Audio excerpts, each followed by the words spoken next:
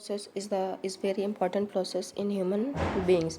We completed almost our 9 topic, and today we will start our 10th topic. Firstly, today we will discuss phases of digestion. Phases of digestion का मतलब क्या होता है कि ये जो ह्यूमन है, इसने जो खाना खाया हुआ है वो कितने स्टेप्स में इस इंटेस्टाइन में जाएगा, और इंटेस्टाइन से जो भी वेस्ट है वो जो अनडाइजेस्टेड फूड है वो बाहर आ जाएगा। तो कहने का मतलब है कि फेजेस ऑफ डाइजेशन में यानी कि स्टेप्स ऑफ डाइजेशन में कुछ ऐसे पार्ट्स हैं जो याद करने वाली चीज़ है। याद करने वाली कि आप समझने वाली चीज़ है। आपने क्या किया, मुंह में खाना खाया, ठीक है, तो क्या किया आपने, इंजेक्शन किया यानी कि मुंह के अंदर गया। अब जब आप मुंह में खाना खा रहे हैं तो क्या हो रही है, मूवमेंट हो रही है, यानी कि वो ऊपर से नीचे जा रहा है, उसको चबा रहे हैं आप, या उसमें सारी चीज़ें हो रही, तो क्या हो गया, ये मूवमेंट हुआ।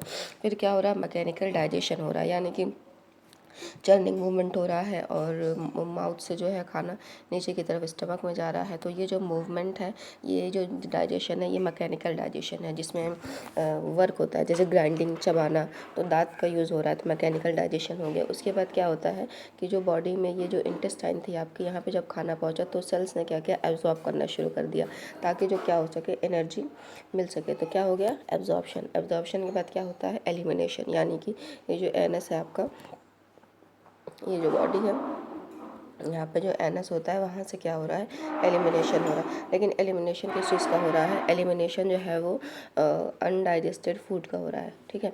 जो भी एलिमिनेशन हो रहा है वो अनडाइजेस्टेड फूड का हो रहा है, यानी कि जो फूड डाइजेस्ट नहीं हो पाया, जो फूड बॉडी के लिए यूज़फुल नहीं था, उसका क्या हो रहा है, एलिमिनेशन हो जा रहा है, ठीक। तो यानी कि 4 चीज़ें हो गई आपको याद करने वाली।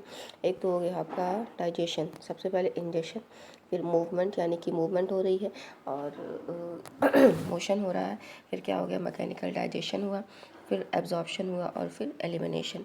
Injection, movement, mechanical digestion, absorption and elimination. तो ये जो 5 स्टेप्स हैं, ये 5 स्टेप फेजेस ऑफ डाइजेशन कहलाते हैं। कहीं कहीं पे लिखा होता है कि स्टेप्स ऑफ डाइजेशन, ठीक है। स्टेप्स ऑफ डाइजेशन कौन कौन से स्टेप्स होते हैं, तो उसमें भी इंजेक्शन, एब्जॉर्प्शन और एसिमिलेशन, एब्जॉर्प्शन, एलिमिनेशन, ये सारा कुछ इसमें भी होता है। लेकिन ये जो स्टेप्स लिखा हुआ है वो थोड़ा सा स्टैंडर्ड वे में है, इंजेक्शन, मूवमेंट, मैकेनिकल डाइजेशन। और नॉर्मल वे में क्या होता है, सबसे पहला इंजेक्शन, फिर होता है डाइजेशन, फिर होता है एब्जॉर्प्शन, फिर होता है एसिमिलेशन, और लास्ट में होता है आपका एलिमिनेशन या एक्सक्रीशन। तो वो भी ठीक है, और ये वाला जो लिखा हुआ है यहाँ पे, ये भी ठीक है। मैकेनिकल डाइजेशन का मतलब क्या होता है कि देखिए, मैकेनिकल डाइजेशन का मतलब क्या होता है, जब यहाँ पर डाइजेशन के साथ मैकेनिकल लगा हुआ है, और कहीं कहीं पे अगर आपको ये लिखा मिल जाए कि केमिकल डाइजेशन। केमिकल डाइजेशन में क्या होता है कि एंजाइम्स रोल प्ले कर रहे हैं, यानी कि एंजाइम्स जो होते हैं ब्रेकिंग में यूज़फुल हैं। HCl जो है वो अपना काम कर रहा है, डाइजेस्टिव जूसेस जो है वो सारे अपना काम कर रहे हैं, तो वो तो केमिकल हो गया। लेकिन मैकेनिकल में क्या होता है कि जो माउथ है, माउथ में खाना गया तो आप फूड को चबा रहे हैं, जो माउथ में खाना गया है इस फूड को आप चबा रहे हैं, तो जब चबाया जाता है तो उसको क्या कहा जाता है, मैकेनिकल डाइजेशन। उसके बाद क्या हुआ कि ये स्टमक में आया, तो स्टमक में क्या हो रहा है, मसल्स जो है वो मूवमेंट कर रही हैं, आगे पीछे इसको पीस रही हैं, तो ये हो गया आपका मैकेनिकल डाइजेशन। इस तरीके से मैकेनिकल और केमिकल डाइजेशन मिला करके 2 तरह के डाइजेशन हो जाते हैं, एक मैकेनिकल हो गया, एक केमिकल। अब माउथ में क्या है कि आप दांत से चबा भी रहे हैं और एंजाइम भी निकल रहा है। एंजाइम कौन सा है, एमाइलेज एंजाइम है। एमाइलेज एंजाइम क्या कर रहा है, कार्बोहाइड्रेट को किस में कन्वर्ट कर रहा है, स्टार्च में कन्वर्ट कर रहा है ना। तो यानी कि मैकेनिकल और केमिकल दोनों डाइजेशन आपके माउथ में होते हैं। अब अगर ईसोफेगस की बात की जाए, ये जो आपका बॉडी है, यहाँ जो ये ईसोफेगस है, यहाँ पे पूछा जाए कि यहाँ पे कौन सा डाइजेशन होता है, मैकेनिकल होता है कि केमिकल, तो यहाँ पे कोई भी एंजाइम्स रिलीज़ नहीं होता, सिर्फ और सिर्फ खाना जो है वो मूवमेंट के ऊपर नीचे करके कॉन्ट्रैक्ट और रिलैक्स होकर के नीचे आता है, ठीक है। यहाँ पे ईसोफेगस में सिर्फ और सिर्फ क्या होता है, मैकेनिकल डाइजेशन होता है, केमिकल डाइजेशन नहीं होता। अब यहाँ पे लिखा है मैकेनिकल एंड केमिकल डाइजेशन के बारे में थोड़ा सा detail. In humans mechanical digestion takes place in mouth. देखा, माउथ में क्या होता है, मैकेनिकल डाइजेशन होता है। जैसे कि ये जो इंसीजर है, ये जो कैनाइन है, ये क्या होते हैं, ग्राइंडिंग करने के लिए होते हैं। इंसीजर, कैनाइन, प्रीमोलर, मोलर, 4 तरह के दांत जो यहाँ पे प्रेजेंट हैं, वो पीसने के लिए, काटने के लिए होते हैं। तो वो क्या कर रहे हैं, मैकेनिकल डाइजेशन कर रहे हैं। और जो सलाइवा होता है, जो एंजाइम कंटेन करता है, वो फूड के साथ मिक्स करता है, तो उसमें क्या होता है, केमिकल डाइजेशन होता है। तो कहने का मतलब आपका माउथ में मैकेनिकल और केमिकल दोनों तरह के डाइजेशन होते हैं, ठीक है। मैकेनिकल और केमिकल, मैकेनिकल का मतलब कि दांत से आप पीस रहे हैं, और केमिकल का मतलब क्या होता है, एंजाइम्स रिलीज हो रहे हैं।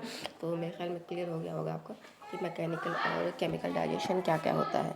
तो ये जो पॉइंट्स यहाँ पे लिखे हुए हैं सेम एज ऐसे कॉपी में नोट डाउन कर लीजिएगा, क्योंकि नेक्स्ट स्टमक वाला जो है एलिमेंट्री कैनाल का पार्ट वो मैं जब टेस्ट ले लूँगी तो आपको पढ़ाऊँगी।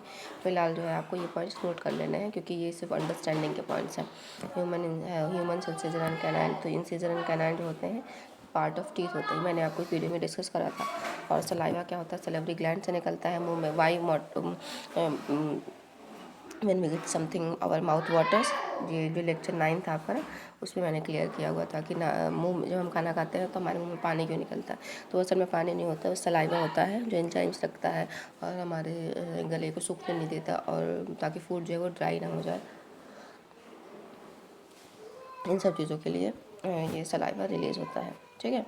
अच्छा, और यहाँ पे जो ये पॉइंट लिखा हुआ है ये आपको याद करने वाला पॉइंट है। इसको ऐसे ब्रैकेट में बंद करके और इम्पॉर्टेंट बना करके लिखिएगा, ताकि आपको याद रहे। और अगर आप कलर पेन यूज़ कर रहे हैं तो कलर पेन भी यूज़ कर सकते हैं। कलर पेन जैसे यहाँ पे है ना येलो कलर का, यहाँ पे पर्पल कलर का है, तो दोनों तरह का कलर आप यूज़ कर सकते हैं। तो नोट्स थोड़ा डेकोरेटिव होती है, और फिगर ज़रूर बनाएं। जब आप मैकेनिकल डाइजेशन के बारे में लिख रहे हैं तो इस तरीके से फिगर बना दें।